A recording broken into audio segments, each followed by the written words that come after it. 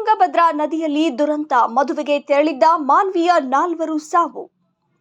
ಪಕ್ಕದ ಆಂಧ್ರಪ್ರದೇಶದ ಗಡಿಭಾಗವಾದ ಕೋಸಗಿ ಮಂಡಳ ವ್ಯಾಪ್ತಿಯ ಕಂದಕೂರ ಗ್ರಾಮದಲ್ಲಿರುವ ರಾಜಲಬಂಡ ಅಣೆಕಟ್ಟಿನಲ್ಲಿ ಸಂಭವಿಸಿದ ದುರ್ಘಟನೆಯಲ್ಲಿ ಒಂದೇ ಕುಟುಂಬದ 4 ತುಂಗಭದ್ರಾ ನದಿಯಲ್ಲಿ ಮುಳುಗಿ ಮೃತಪಟ್ಟಿದ್ದಾರೆ. ಈಜಾಡಲು ಹೋದ 20 ಜನರ ಪೈಕಿ 4 ಜನ ನೀರಿನಲ್ಲಿ ಮುಳುಗಿ ಮೃತಪಟ್ಟಿದ್ದಾರೆ. ಮೃತ ದುರ್ದೈವಿಗಳು ಮಾನ್ವಿ ತಾಲೂಕಿನ ಕುರ್ಡಿ ಗ್ರಾಮದವರಾಗಿದ್ದು, ಸಂಬಂಧಿಕರ ಮದುವೆ ಕಾರ್ಯಕ್ರಮಕ್ಕೆ ಕೋಸಗಿಗೆ ಹೋಗಿದ್ರು. ನದಿಗೆ ಬೇಸಿಗೆಯಲ್ಲಿ ಕುಡಿಯುವ ನೀರಿಗಾಗಿ ಕೆರೆಗಳನ್ನ ತುಂಬಲು ತುಂಗಭದ್ರಾ ನದಿಗೆ ಹೆಚ್ಚಿನ ನೀರು ಹರಿಯುತ್ತಿದೆ. ಈಜಾಡಲು ಇಳಿದಿದ್ದ 20 ಜನರಲ್ಲಿ 4 ಒಂದೇ ಕುಟುಂಬದವರು ಈ ದುರ್ಘಟನೆಯಲ್ಲಿ ಸಾವನ್ನಪ್ಪಿದ್ದಾರೆ.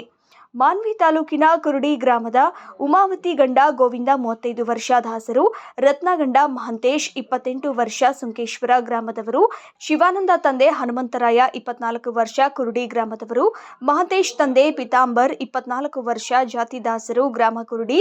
ಈ ಘಟನೆ ಕುರಿತು ಆಂಧ್ರಪ್ರದೇಶ ರಾಜ್ಯದ ಕೋಸಗಿ ಪೊಲೀಸ್ ಠಾಣೆಯಲ್ಲಿ ಪ್ರಕರಣ ದಾಖಲಾಗಿದೆ.